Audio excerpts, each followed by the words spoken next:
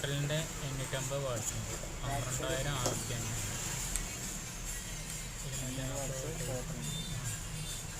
4-5 capacity ഉള്ള സാധനമാണ്.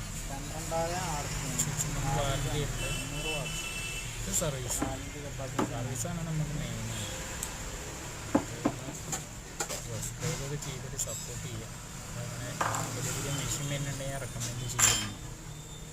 Develop ആണ്ട് തുടങ്ങിയിട്ടേ ഉള്ളൂ. അതിനനുസരിച്ച് അവിടെ ഇവിടെ പേളൊക്കെ ഉണ്ടാവും. അതൊന്ന് ശരിയാക്കി കുറച്ച് ടൈമാവും. നമ്മളെ സർവീസ് ലൈവിടെല്ലാം പരിപാടിയാണ്. 50 സബ്ബൊക്കെ ആയിക്കഴിഞ്ഞാൽ സബ്സ്ക്രൈബൊക്കെ വന്നു കഴിഞ്ഞാൽ ലൈവ് ഇടാൻ പറ്റും ലൈവായിട്ട്. അപ്പോൾ അതും ചെയ്യണം, ഇതും ചെയ്യണം, രണ്ടും ഉണ്ടാവും. പിന്നെ പുതിയ മെഷീൻ വരികയാണെങ്കിൽ നമുക്ക് ക്വാളിറ്റിയിലെ മെഷീനൊക്കെ ചെക്ക് ചെയ്യുക, അയച്ച് ചെക്ക് ചെയ്ത് നോക്കണം. എന്നുവെച്ചാൽ ഫീൽഡൊക്കെ ക്വാളിറ്റി ഉണ്ടോ എന്നൊക്കെ.